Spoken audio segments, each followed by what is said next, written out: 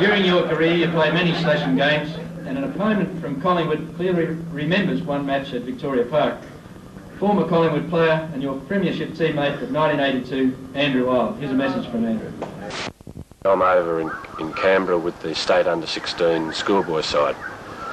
I'm sure all the people there appreciate the great football that you've displayed in Queensland, both for Mayne last year in a premiership win and also for the state over the last couple of years. But as an opponent, I can certainly and vividly remember the fine matches you played against the Collingwood Football Club, and one game in particular at Victoria Park in 1978. I don't think I've ever seen the Collingwood Social Club clap an opposition player off the ground as they did for you in that game in 78, where you completely tore the Collingwood side apart, and against a very good opponent in Len Thompson. As I say, the Social Club, as you went off, I think 25-minute mark in the last quarter, Barassi must have thought you'd done enough for the day, and you went off through the interchange in front of the Social Club. I can still remember the ovation you received from them. As I say, you've certainly been a fine footballer for Queensland and for the Mayne Football Club, and we can all appreciate the great dedication and commitment you put into the game on the field. Probably one side of your play where it's not quite committed has been your training, especially down in Melbourne, as I think Ray, Jordon and Barassi may have already spoken about. I can remember one day where the Collingwood Football Club were forced to go on a fun run from the Botanical Gardens in Melbourne out to the Kooyong tennis courts, some 10-kilometre run. We'd just been given a bath the day before by Hawthorn, and Tommy Afey, not too happy with us, arranged for a bus to take us down to the Botanical Gardens to go in this fun run, and we were a pretty sorry lot when we started on the run. However, Wayne Richardson, always wanted to be pretty smart and captain of the club at that stage, had got in the bus driver's ear and had managed to get him to follow us along the route of the run. And I can well remember being about 3 kilometres along when the bus slowly idled up beside me, and Wayne was inviting me to join the small group that were already on board the bus. And as a committed trainer and runner, I thought, well, the only thing to do is get on the bus. And there, to my surprise, was Big Mick sitting up in the front line. I hadn't realised, but North Melbourne had already been forced to go on the run also, and Mick always wanted to be committed to training. Had seen the bus pretty early in the piece, and I think had run about 100 metres before he jumped on. As I say, Michael, I hope you have a very good night tonight. I'm sure all the people there will share with you a very great night, and certainly it's probably a great way to warm up to this year's final series, where I'm sure Mayne will again go very well and pull off 2 in a row. And critics with your lone rucking efforts. A young lad by the name of Stephen Taylor wrote to Kevin Sheedy's coaching clinic notes in Inside Football.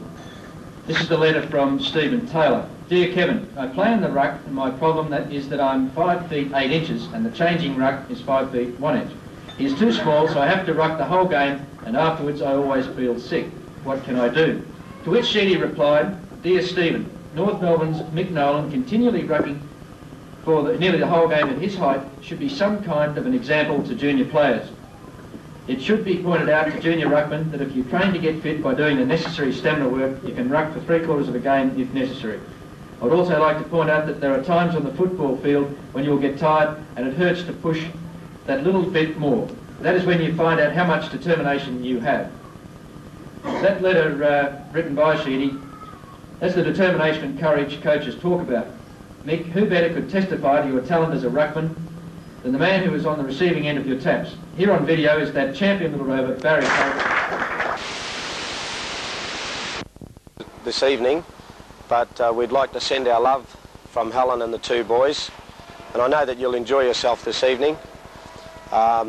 Just for the people that are there this evening, I'd like to say that Mick and I struck up a great relationship at North Melbourne, on and off the field.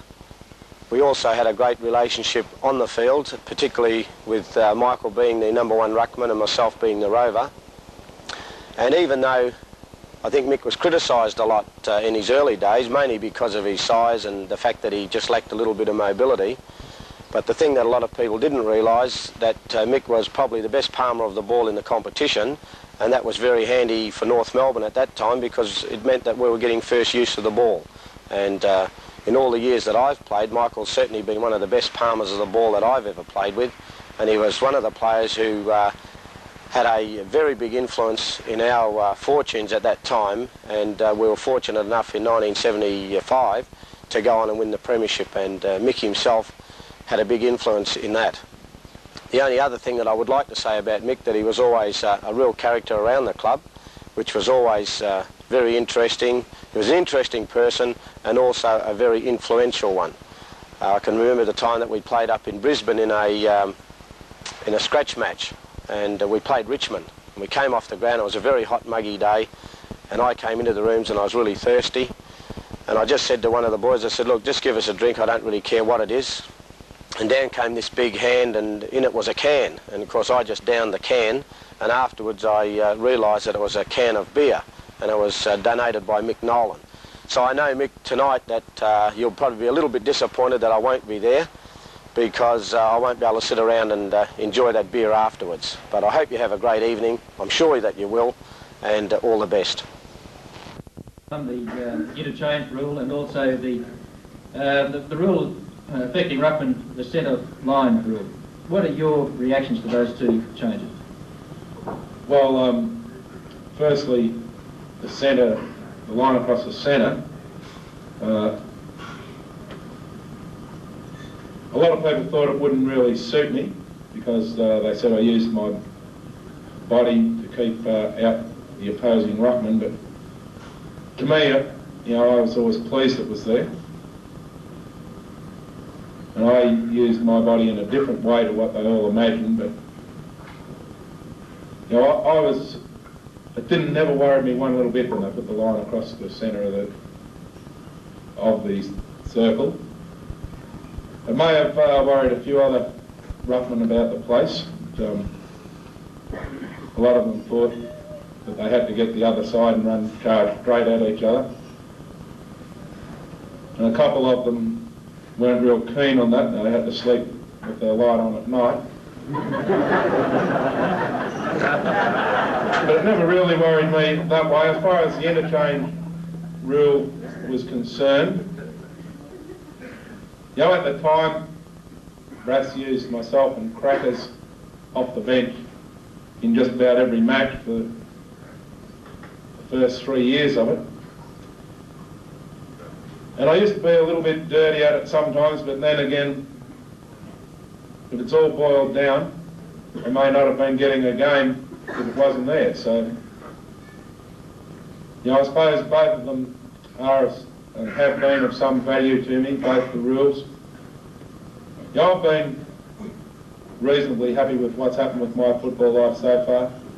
I hope in the next 4 weeks I can be a lot more happy.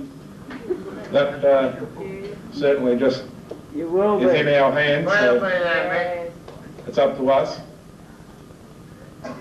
If we want it, we'll get it. But, as far as all those rules go, I couldn't care whether they were there or they weren't. And I think that if the interchange rule hadn't been there, or if I had played better than Crackers at the start, or Crackers had played better than me, well, probably the other one wouldn't have been there if it wasn't brought in. So, if I remember rightly, Crackers was playing fairly well at that stage, so I probably would have been the one playing in the seconds. Well, Mick, in 1979, North Melbourne by Brownlow medalist Gary Dempsey from Footscray, and your numbers of regular senior matches started to decline. Did you lose heart, even though you won the reserves best and fairest and ran third in 1980? Did you lose a bit of heart when Dempsey came to the club? Well, naturally, I wasn't getting all that many games once Dench arrived. I think the first year he came there, I got about half a dozen games or something, and the second year about 3. So naturally, you're not always pleased just to be playing in the seconds. I was starting to get on in life.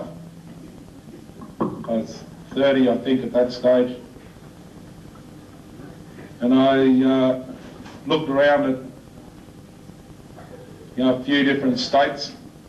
And I remember a gentleman and his daughter coming to me mid-year in Melbourne,